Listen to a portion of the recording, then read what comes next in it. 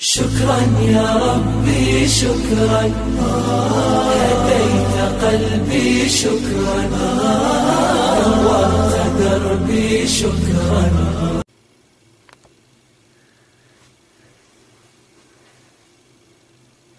الحمد لله وكفى وسلام على عباده الذين اصطفى أما بعد فقد قال الله تبارك وتعالى في القرآن المجيد والفرقان الحميد أعوذ بالله من الشيطان الرجيم بسم الله الرحمن الرحيم إنا نحن نزلنا الذكر وإنا له لحافظون. صدق الله العظيم وصدق رسوله النبي الكريم ونحن على ذلك لمن الشاهدين والشاكرين والحمد لله رب العالمين. محترم و معزز سامعین و ناظرین حضرات، آج ہم آپ حضرات کے سامنے پارہ نمبر 1 کا مختصر خلاصہ بیان کرنے کی کوشش کریں گے.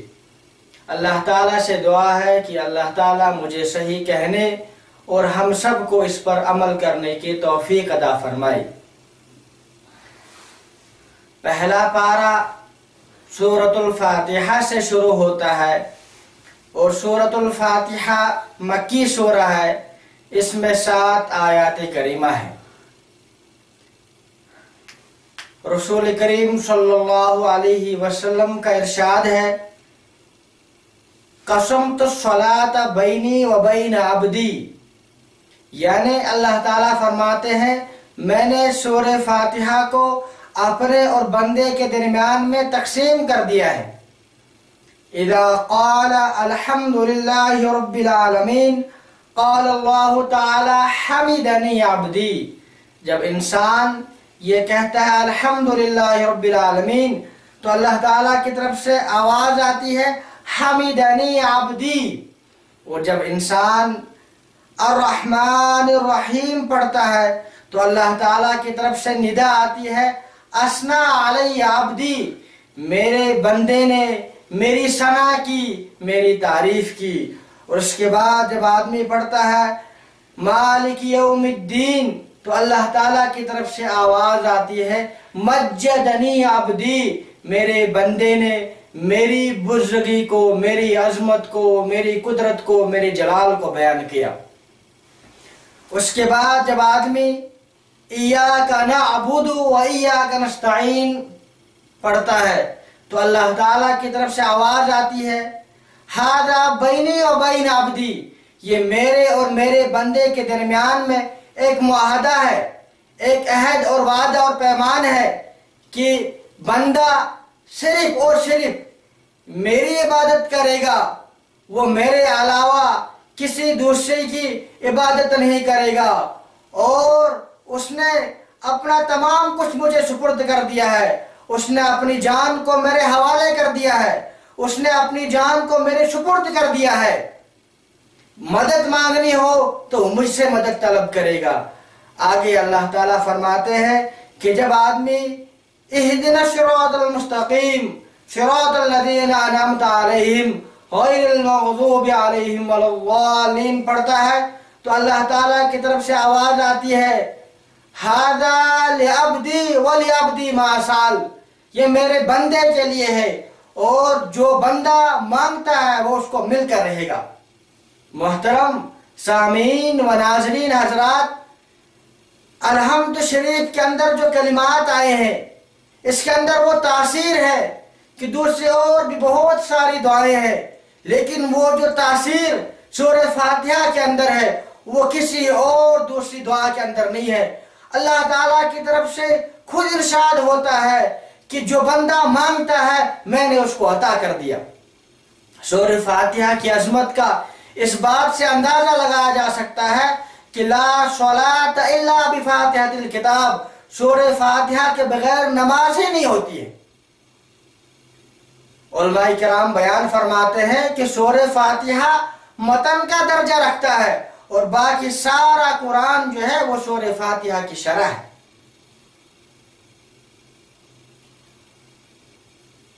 آگے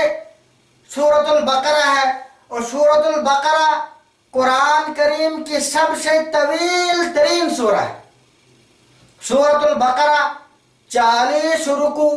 پر مشتمل ہے اور اس کے اندر 286 آیات کریمہ ہے۔ سورۃ البقرہ یہ مدنی سورہ ہے۔ اس کے ابتدائی 20 آیات کے اندر پہلے 5 آیات کے اندر مسلمانوں کا، متقین کا، صالحین کا تذکرہ ہے اور ان کی کچھ صفات کا بیان آیا ہے۔ اس کے بعد 2 آیات کریمہ میں جو اٹل قسم کے کافر ہے، جو اللہ تعالیٰ کے منکر ہے، حضور صلی اللہ علیہ وسلم کے منکر ہے، قیامت کے منکر ہے، ان کا بیان ہوا ہے۔ اور اس کے بعد تقریباً 13 آیات میں کفار جو منافقین ہیں ان کا تفصیلی تذکرہ آیا ہے۔ اور اس کے بعد یا ایھا الناس اعبدوا ربکم الذی خلقکم، یہاں اس آیت کے ذریعے اللہ تعالیٰ نے توحید کی دعوت دی ہے کہ اللہ کی عبادت کرو، اللہ کے ساتھ کسی کو شریک مت کرو۔ اس کے بعد وَإِن كُنتُمْ فِي رَيْبٍ مِّمَّا نَزَّلْنَا عَلَىٰ عَبْدِنَا، جو لوگ قرآن کے متعلق شکوک و شبہات کے اندر پڑے ہوئے ہیں،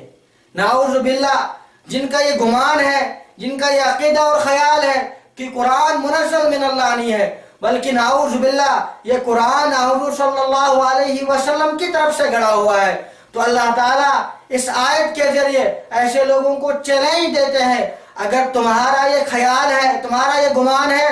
تو وَادْعُوا شُهَدَاءَكُم مِّن دُونِ اللَّهِ، اللہ کے علاوہ جتنے بھی تمہارے معاونین ہو سکتے ہیں، مددگار ہو سکتے ہیں، جو بھی تمہارے معاونین ہو سکتے ہیں، ان کو بلا لاؤ اور تم بھی اس جیسا قرآن بنا لاؤ۔ اللہ تعالیٰ فرماتے ہیں وَلَن تَفْعَلُوا، تم ہرگز نہیں کر سکتے ہو۔ آگے اللہ تعالیٰ نے وَإِذْ قَالَ رَبُّكَ لِلْمَلَائِكَةِ إِنِّي جَاعِلٌ فِي الْأَرْضِ خَلِيفَةً، اس آیت کے ذریعے اللہ تعالیٰ نے حضرت آدم علیہ نبینا علیہ الصلوۃ والتسلیم کی خلافت اور فرشتوں کا اس کے متعلق سوال، اور ابلیس کا حضرت آدم علیہ نبینا علیہ الصلوۃ والتسلیم کی خلافت کے متعلق جو حسد اور بغض کا جو مظاہرہ اس نے کیا تھا اس کا بیان فرمایا ہے۔ آگے اللہ تعالیٰ نے وَقُلْنَا يَا آدَمُ اسْكُنْ أَنْتَ وَزَوْجُكَ الْجَنَّةَ، اس کے ذریعے اللہ تعالیٰ نے حضرت آدم اور حضرت حوا علیہ الصلوۃ والتسلیم کا جو تذکرہ، جو مشہور واقعہ پیش آیا ہے، اسی کا بیان فرمایا ہے۔ در حقیقت وہی واقعہ اگر رونما نہ ہوتا تو یہ دنیا آباد نہ ہوتی، یہ دنیا کے رنگ برنگی، یہ کائنات اگر آباد ہے تو اس کا ایک بڑا سبب یہی واقعہ جو رونما ہوا ہے۔ یہ کائنات نہ ہوتی، آپ اور میں کائنات میں کچھ نہیں ہوتا اگر وہ واقعہ رونما نہ ہوتا۔ اس کے بعد اللہ تعالیٰ نے یا بنی اسرائیل اذکروا نعمتی التی انعمت علیکم، ویسے تو یہود کا تذکرہ قرآن پاک میں متعدد جگہ پر آیا ہے، لیکن پہلے پارے میں سورۃ البقرہ میں تفصیلی تذکرہ آیا ہے۔ پہلے اللہ تعالیٰ نے جو انعامات، جو اکرامات، جو نعمتوں سے نوازا، جن جن نعمتوں سے نوازا، اللہ تعالیٰ نے بنی اسرائیل کو ان کا تذکرہ فرمایا۔ مثلا اللہ تعالیٰ نے انہیں دنیاوی خوشحالی عطا فرمائی۔ اللہ تعالیٰ نے متعدد انبیاء علیہ السلام کو بنی اسرائیل کے اندر پیدا فرمایا۔ اللہ تعالیٰ نے ان کو فرعون کے ظلم سے نجات دی۔ اللہ تعالیٰ نے فرعون کو غرق کر دیا، اور وادی سینا کے اندر جب یہ بے سر و سامان تھے، ان کے پاس کھانے پینے کے لیے کچھ نہیں تھا، تو اللہ تعالیٰ نے من سلوہ کا انتظام فرما دیا۔ اللہ تعالیٰ نے آسمان سے من و سلوہ نازل فرما دیا۔ اسی طریقے سے اللہ تعالیٰ نے فرعون کے لشکر کو غرق کر دیا۔ لیکن ان تمام لوگوں نے، یہود نے، بنی اسرائیل نے ان نعمتوں کی ناقدری کی، ناشکری کی۔ ہونا تو یہ چاہیے تھا یہ پیغمبروں کی اطاعت کرتے، حضور صلی اللہ علیہ وسلم کی اطاعت کرتے، اللہ پر ایمان لاتے، لیکن انہوں نے الٹا پیغمبروں کو قتل کیا، پیغمبروں علیہ الصلوۃ والتسلیم کو شہید کر دیا۔ اور حضور صلی اللہ علیہ وسلم کی جو نشانیاں تورات اور انجیل کے اندر تھی ان کو خرد برد کرنے لگے، ان میں گڑ مڑ کرنے لگے، ان میں تحریف کرنے لگے اور بچڑے کو معبود بنا لیا۔ اتنا ہی نہیں بلکہ اللہ تعالیٰ نے وادی ارحا کے اندر حکم دیا تھا بڑی عاجزی کے ساتھ داخل ہونا، لیکن یہ جب داخل ہوئے تو تکبرانہ متکبرانہ انداز میں داخل ہوئے اور بعض آیات کو، بعض احکام کو مانتے تھے اور بعض احکام کو نہیں مانتے تھے۔ تورات کے اندر انہوں نے تحریف کر ڈالی، اگر کوئی غریب آتا تو اس کو ایک مسئلہ بتاتے، اگر مالدار آتا تو اس کے لیے دوسرا جو سال مسئلہ ہوتا وہ بیان فرماتے، اور مقرب فرشتے ان سے بیزاری کرنے لگے کہ ہم فلاں کو نہیں مانیں گے، فلاں کو نہیں مانیں گے، اور جادو سیکھنے لگے، اور دنیا کی لالچ، طمع اور حرص ان کے اندر بڑھ گئی، اور ان تمام برائیوں کے باوجود بھی یہ اپنے آپ کو یہ سمجھتے تھے کہ ہم جنت کے ٹھیکیدار ہیں، ہمارے علاوہ کوئی جنت کے اندر جائے گا نہیں۔ آگے اللہ تعالیٰ نے وَإِذِ ابْتَلَىٰ إِبْرَاهِيمَ رَبُّهُ بِكَلِمَاتٍ کے ذریعے حضرت ابراہیم علیہ نبینا علیہ الصلوۃ والتسلیم کا تذکرہ فرمایا۔ اللہ تعالیٰ نے کس طریقے سے ان کو آزمایا، خواہ وہ اپنی قوم کے ساتھ جو جھگڑا ان کے پیش آیا وہ جھگڑا ہو، وہ آزمائش ہو، یا جو اس وقت کا بادشاہ نمرود تھا اس کے ساتھ بحث مباحثہ کا واقعہ ہو، یا پھر اپنے لخت جگر کو ذبح کرنے کا جو واقعہ، یہ جو آزمائش ہے وہ ہو، یا اللہ تعالیٰ کی طرف سے یہ جو آزمائش تھی کہ اپنے بچوں کو جو بے آب و گیا زمین ہے، جو جہاں پہ کچھ نہ اگتا ہے، نہ اناج ہے، نہ کچھ ہے، ایسی جگہ پہ اپنے بچوں کو اور اہل عیال کو چھوڑ جاؤ، یا یہ آزمائش ہو، اللہ تعالیٰ نے ان کا تذکرہ فرمایا ہے۔ آگے اللہ تعالیٰ نے جب حضرت ابراہیم علیہ نبینا علیہ الصلوۃ والتسلیم کو اللہ جل شانہ نے آزمایا، اور ان تمام آزمائشوں کے اندر حضرت ابراہیم علیہ نبینا علیہ الصلوۃ والتسلیم سرخرو ہو کر نکلے، کامیاب ہو کر نکلے، تو حضرت ابراہیم علیہ نبینا علیہ الصلوۃ والتسلیم نے چند دعائیں مانگی۔ ان میں سے ایک دعا ربنا وابعث فیہم رسولا، یا اللہ ان کے اندر کسی پیغمبر کو مبعوث فرما جو ان کی اصلاح کرے، جو ان کے قلوب کو صاف کرے، جو ان کا تزکیہ کرے۔ اللہ تعالیٰ نے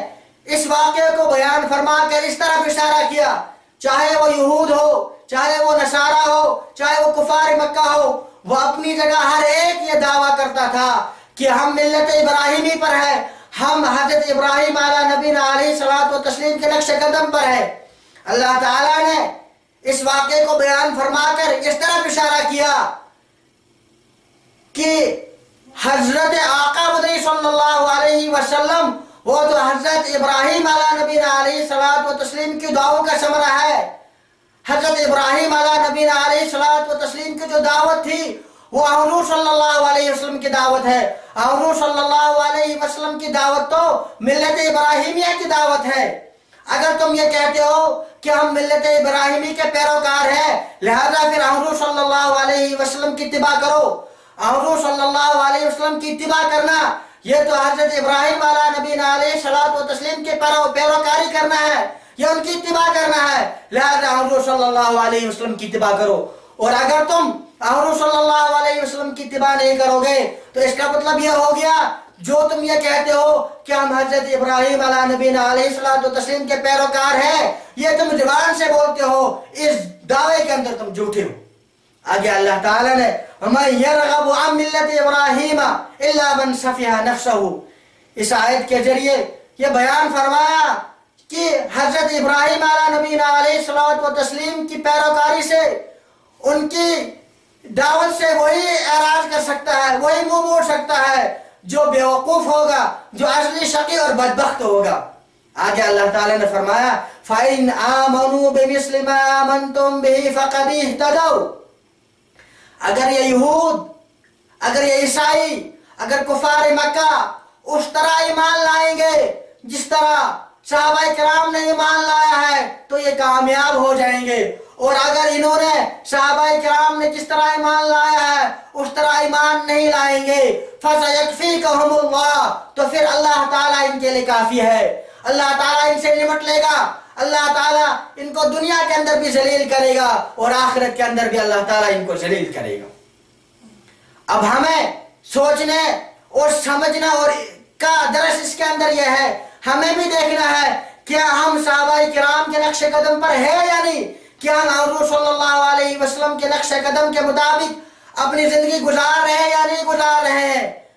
کوشش ہمیں کرنی ہے کہ ہم اللہ اور اللہ کے رسول صلی اللہ علیہ وسلم کی اتباع کریں، حضور صلی اللہ علیہ وسلم کے نقش قدم کے مطابق اپنی زندگی گزاریں۔ اللہ تعالیٰ سے دعا ہے کہ اللہ تعالیٰ جو ہم نے کہا اللہ تعالیٰ اس پر عمل کرنے کی توفیق عطا فرمائے اور ہماری زندگی کو قرآن کے لیے، قرآن کی خدمت کے لیے قبول فرمائے۔ وآخر دعوانا الحمد للہ رب العالمین۔